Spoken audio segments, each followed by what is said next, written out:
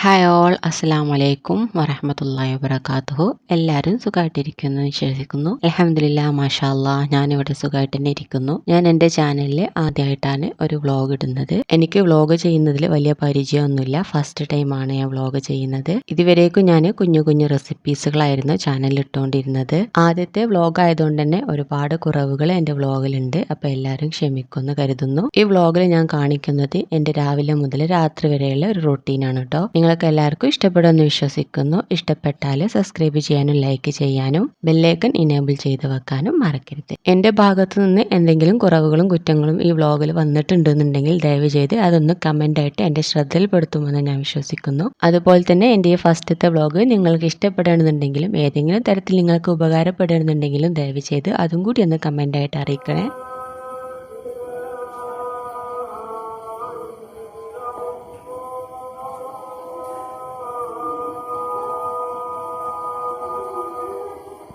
എൻ്റെ ഒരുപാട് നാളത്തെ ആഗ്രഹമാണ് തഹജ്ജുദ് നിസ്കാരം തുടങ്ങണം എന്നുള്ളത്. പക്ഷേ എന്തുകൊണ്ടോ ബാങ്ക് കൊടുക്കുന്ന സമയത്തോ അല്ലെങ്കിൽ ബാങ്ക് കൊടുത്ത് കഴിഞ്ഞിട്ടോ ആണ് ഞാൻ ഉണരാറ്. ചെറിയ കുട്ടി ഉണ്ടായതുകൊണ്ട് കുട്ടി ഉണരുമോ എന്നുള്ള പേടി കൊണ്ട് അലാറം വെക്കാനും പറ്റുന്നില്ല. കുട്ടി ഉണർന്നാൽ പിന്നെ തഹജ്ജുദ് നിസ്കരിക്കാനും കഴിയൂല. ഇൻഷാ അല്ലാഹ് എന്തായാലും അടുത്ത് തന്നെ തഹജ്ജുദ് നിസ്കാരം തുടങ്ങണം. ഇന്നിപ്പോൾ ഫസ്റ്റ് ടൈം വ്ളോഗൊക്കെ ചെയ്യുന്നതുകൊണ്ട് തന്നെ ഇന്നെങ്കിലും തഹജ്ജുദ് നിസ്കാരം സ്റ്റാർട്ട് ആക്കണം എന്നായിരുന്നു കരുതിയിരുന്നത്. അതിന് സാധിച്ചില്ല. ബാങ്ക് വിളിക്കുന്നത് കേട്ടുകൊണ്ടാണ് എഴുന്നേറ്റത്. അപ്പോൾ ഏതായാലും സുബിഹൊക്കെ നിസ്കരിച്ചു. സുബിഹിന്റെ നേരം എന്ന് പറഞ്ഞാൽ നല്ല കാമായിട്ടുള്ളൊരു അന്തരീക്ഷമാവും. അപ്പം ഞാൻ ആ സമയത്ത് ദിക്റുകളൊക്കെ ചൊല്ലി കഴിഞ്ഞിട്ട് വേഗത്തിൽ തന്നെ ഒരുപാട് ദുആ ചെയ്യും. എൻ്റെ കാര്യങ്ങളും എൻ്റെ കുടുംബത്തിൻ്റെ കാര്യങ്ങളൊക്കെ ഉൾപ്പെടുത്തിക്കൊണ്ട് തന്നെയാണ് ദുആ ചെയ്യാറ്. നമ്മൾക്ക് ഓരോരോ ആഗ്രഹങ്ങളും മുറാദുകളൊക്കെ ഉണ്ടാവുമല്ലോ, അതൊക്കെ ഒന്ന് നിറവേറി കിട്ടാൻ വേണ്ടിയിട്ട് ഈ സമയം ഒന്ന് ദുആ ചെയ്താൽ നല്ലതാണെന്നാണ് എൻ്റെ അഭിപ്രായം. കാരണം എനിക്ക് ഒരുപാട് അനുഭവങ്ങളും ഉണ്ടായിട്ടുണ്ട് കേട്ടോ ഈ സമയത്ത് ദുആ ചെയ്യുന്നത് കൊണ്ട്. പിന്നെ ഇന്ന് വെള്ളിയാഴ്ച ദിവസം ആയതുകൊണ്ട് തന്നെ ഞാൻ ഒരു യാസീനും കൂടി ഓതി. സാധാരണ രാവിലെ എനിക്ക് ഓതാനുള്ള സമയം കിട്ടാറില്ല. മോള് നേരത്തെ തന്നെ എണീക്കുകയാണെന്നുണ്ടെങ്കിൽ ഒന്നിനും സമയം കിട്ടൂല. ഇന്നിപ്പോൾ മോള് എണീക്കാനൊക്കെ കുറച്ച് വൈകിയത് കൊണ്ട് തന്നെ ഒരു യാസീൻ ഓതി. പിന്നെ ഞാനിങ്ങനെ ഓതാറുള്ള സൂറത്തുകൾക്ക് നേരെ ഇതുപോലെ ഇങ്ങനെ അടയാളം വെക്കൂട്ടോ. നമ്മൾ മദ്രസിലൊക്കെ പഠിക്കുന്ന സമയത്ത് ഇങ്ങനെ വെക്കാറുണ്ടായിരുന്നു.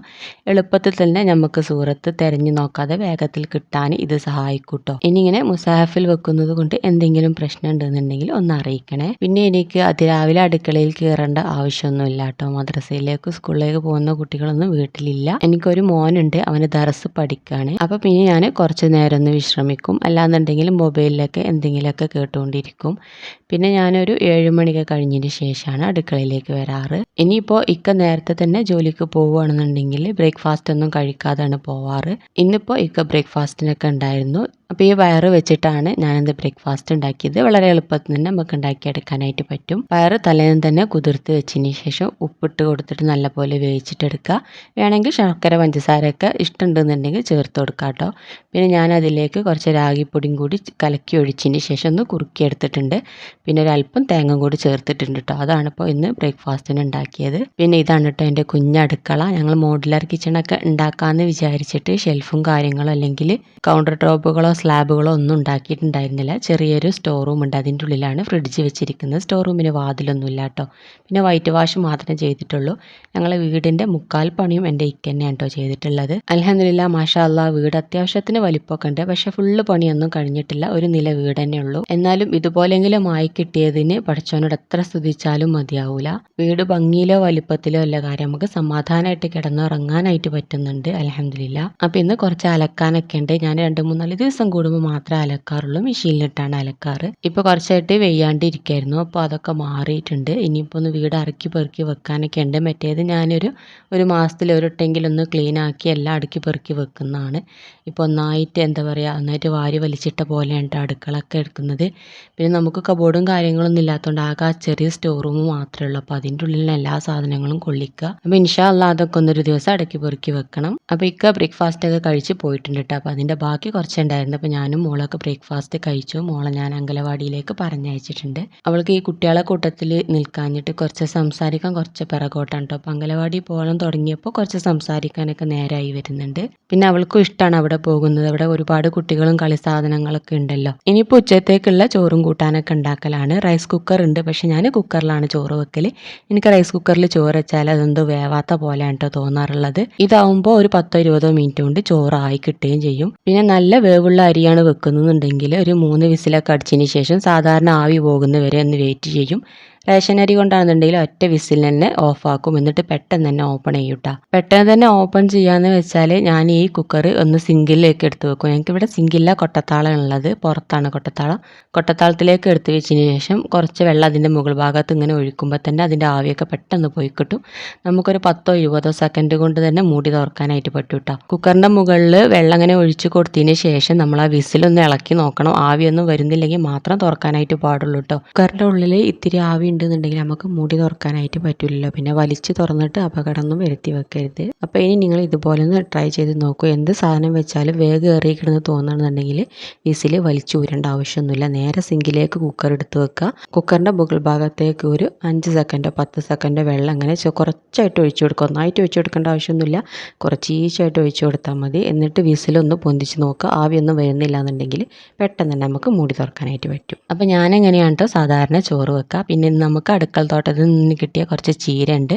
അതുകൊണ്ട് ചീരേൻ്റെ ഒരു കൂട്ടാനും പിന്നെ അയില വെച്ചിട്ട് ഒരു കറി ഉണ്ടാക്കിയിട്ട് എടുക്കാമെന്ന് വിചാരിക്കും. ഇപ്പോൾ ഉള്ളിക്കൊക്കെ വില ആയതുകൊണ്ട് ഉള്ളിയൊന്നും കൊണ്ടുവരാറില്ല കേട്ടോ. അപ്പോൾ നമ്മൾ സാധാരണ രീതിയിൽ ഒരു സിമ്പിളായിട്ടൊരു കറി ഉണ്ടാക്കിയെടുക്കുന്നത്. പിന്നെ കറി ഉണ്ടാക്കാന്ന് പറഞ്ഞാൽ എല്ലാ സാധനങ്ങളും ഇട്ടുകൊണ്ടൊന്നും കറി ഉണ്ടാക്കാറില്ല. അപ്പോൾ മീൻ കറിയാണെന്ന് കരുതിയിട്ട് പുളി പാര അങ്ങനത്തെ സംഭവങ്ങളൊന്നും ഇല്ല കേട്ടോ. എന്തൊക്കെയാണോ വീട്ടിലുള്ളത് അത് വെച്ചിട്ട് കറി ഉണ്ടാക്കും. ഇപ്പോൾ തക്കാളി ഉണ്ടായിരുന്നു, പിന്നെ വെളുത്തുള്ളി ഇല്ല, ഇഞ്ചി ഉണ്ടായിരുന്നു. അപ്പോൾ അതൊക്കെ വെച്ചിട്ടാണ് കേട്ടോ ഞാൻ കറി ഉണ്ടാക്കുന്നത്. സിമ്പിളായിട്ട് തന്നെ വളരെ എളുപ്പത്തിൽ ഉണ്ടാക്കിയെടുക്കാൻ പറ്റുന്ന ഒരു കറിയാണ്. സാധാരണ കൂലിപ്പണി എടുത്ത് അന്നന്നത്തേക്കുള്ള വക കണ്ടെത്തുന്ന ഏതൊരു സാധാരണക്കാരൻ്റെ വീട്ടിലും ഇങ്ങനെയൊക്കെ തന്നെ ആയിരിക്കൂലേ. അൽഹംദുലില്ലാ നമുക്ക് പട്ടിണി ഇല്ലാതെ എങ്ങനെയെങ്കിലും ജീവിക്കാൻ നമുക്ക് സാധിക്കുന്നുണ്ടല്ലോ. ഒന്നും തിന്നാൻ കിട്ടാതെ ദിവസങ്ങളോളം പട്ടിണി ഇരിക്കുന്ന എത്ര പോലും ആൾക്കാരുണ്ടാവില്ലേ ലോകത്ത്. പിന്നെ അൽഹംദുലില്ലാ എങ്ങനെ ഉണ്ടാക്കിയാലും മിക്കാക്കും ഒരു കുറ്റവും ഇല്ല കേട്ടോ. മൂപ്പരെ എങ്ങനെയായാലും തിന്നും. അതുകൊണ്ട് പേടിയില്ലാതെ നമുക്ക് എന്തുണ്ടാക്കി കൊടുക്കാം. പിന്നെ വെള്ളിയാഴ്ച ദിവസം ആയതുകൊണ്ട് എല്ലാ വീട്ടിലും ചിലപ്പം ബീഫൊക്കെ ആയിരിക്കും. നമുക്ക് ബീഫൊന്നും കിട്ടിയിട്ടില്ല. വല്ലപ്പോഴൊക്കെ ഞങ്ങൾ വാങ്ങാറുള്ളൂ കേട്ടോ ബീഫൊക്കെ. പിന്നെ നല്ല ദിവസമാണല്ലോ വെള്ളിയാഴ്ച. നമ്മളിങ്ങനെ ഈ കുക്കിങ്ങും കാര്യങ്ങളും പല സാധനങ്ങളും ഉണ്ടാക്കലായിട്ട് വെള്ളിയാഴ്ച അടുപ്പത്ത് തന്നെ നിന്നാൽ അതും ശരിയാവില്ലല്ലോ. അപ്പോൾ ഞാൻ ബാങ്ക് കൊടുക്കുന്നതിന് മുമ്പായിട്ട് തന്നെ എൻ്റെ ക്ലീനിങ് ജോലിയൊക്കെ ഒന്ന് ഒതുക്കാൻ വേണ്ടിയിട്ട് പെട്ടെന്ന് തന്നെ പാചകം ചെയ്ത് തീർക്കണം കേട്ടോ. അപ്പോൾ അതിന് ചോറ് ഊറ്റിയിട്ട് എടുക്കുകയാണ്. റേഷൻ അരി അല്ലാത്തതുകൊണ്ട് സാധാരണ പോലെ വിസിലൊക്കെ പോയി കഴിഞ്ഞതിന് ശേഷമാണ് ഓപ്പൺ ചെയ്തിട്ടുള്ളത്. കൂടുതൽ വെള്ളം ഒഴിച്ചു കൊടുക്കുക. അപ്പോൾ പിന്നെ ചോറൊന്നും ഇങ്ങനെ ഒട്ടിപ്പിടിക്കൂല. ഇതിൻ്റെ ഒരു ഓട്ടക്കയിൽ വെച്ചിട്ട് ഊറ്റിയെടുത്തതിന് ശേഷം ഞാനൊന്ന് കുറച്ച് നേരം സിമ്മിലാക്കിയിട്ടൊന്ന് ഗ്യാസ് അടുപ്പിൻ്റെ മുകളിൽ വെക്കും കേട്ടോ. ചോറിലെ വെള്ളമൊക്കെ ഒന്ന് വറ്റിപ്പോകാൻ വേണ്ടിയിട്ടാണ്. ഞങ്ങളിത് 2 നേരത്തിനും കൂടി വെക്കുന്ന ചോറായതുകൊണ്ട് തന്നെ വെള്ളം വറ്റാഞ്ഞാൽ പെട്ടെന്ന് തന്നെ കേട് വരും. ഇപ്പോൾ നോക്കിയാൽ ചോറ് നോക്കിയാൽ പിടിച്ചിട്ടൊന്നുമില്ലല്ലോ. കാണാൻ തന്നെ സാധാരണ നമ്മൾ അടുപ്പത്ത് ഉണ്ടാക്കുന്ന ചോറ് പോലെ ഇല്ലേ. ഇനി ചീരത്തോരഎനിക്ക് ഞാൻ കുറച്ച് തേങ്ങ ഉണ്ടായിരുന്നുള്ളൂ. പിന്നെ മിക്സി ഒന്ന് മെനക്കെടുത്താതെ ഞാൻ മുളകൊന്ന് ചതച്ചെടുത്തതിന് ശേഷം ചീരത്തോരനിലേക്ക് ഇട്ട് കൊടുക്കുന്നുണ്ട് കേട്ടോ. കൂടുതൽ തേങ്ങ ഒക്കെ ഉണ്ടെന്നുണ്ടെങ്കിൽ മിക്സിയിലിട്ട് സമ്മന്തി പോലെ അരച്ചിട്ടെടുക്കും. ഇപ്പോൾ കുറച്ച് തേങ്ങ ഉണ്ടായിരുന്നുള്ളൂ. പിന്നെ തേങ്ങാക്കൊള്ളിയൊക്കെ ഒന്ന് കിടക്കണേ. അതൊക്കെ നന്നാക്കിയതിന് ശേഷം ഇപ്പോൾ തേങ്ങ പൊളിക്കാനായിട്ട് പറ്റുള്ളൂ. അപ്പോൾ ഒരടുപ്പത്ത് കറിയും ഒരടുപ്പത്ത് ചീരത്തോരനും റെഡി ആയിക്കൊണ്ടിരിക്കുകയാണ് കേട്ടോ. ഇനിയിപ്പോൾ കറിയിലേക്ക് കറിവേപ്പിലയും കൂടി നിട്ട് കൊടുത്തതിന് ശേഷം നമുക്ക് കറി വാങ്ങിയിട്ട് വെക്കട്ടോ. അപ്പോൾ ഇന്നത്തെ പാചകമൊക്കെ ഇവിടെ കഴിഞ്ഞിട്ടുണ്ട്. ഇനിയിപ്പോൾ ഒന്ന് ക്ലീൻ ആക്കുന്ന ജോലിയാണ്. എന്നും തുടക്കാറൊന്നുമില്ല, എന്നും അടിച്ചു വാരും. വീട് മൊത്തം വൈറ്റിൻ്റെ മാർബോണൈറ്റാണ് ഇട്ടിട്ടുള്ളത്. അപ്പോൾ ഒരു പൊടി വീണാൽ പോലും കാണും. അതുകൊണ്ട് എന്നും അടിച്ചു വാരും. 1-2 ദിവസം കൂടുമ്പോൾ മാത്രം ഞാൻ തുടക്കാറുള്ളൂ കേട്ടോ. പിന്നെ കിച്ചൺ ഒന്നും ക്ലീൻ ആക്കിയിടും. കിച്ചൻ്റെ ചുമരായാലും അടിയായാലും മേശയായാലും ഒക്കെ വൈറ്റാണ്.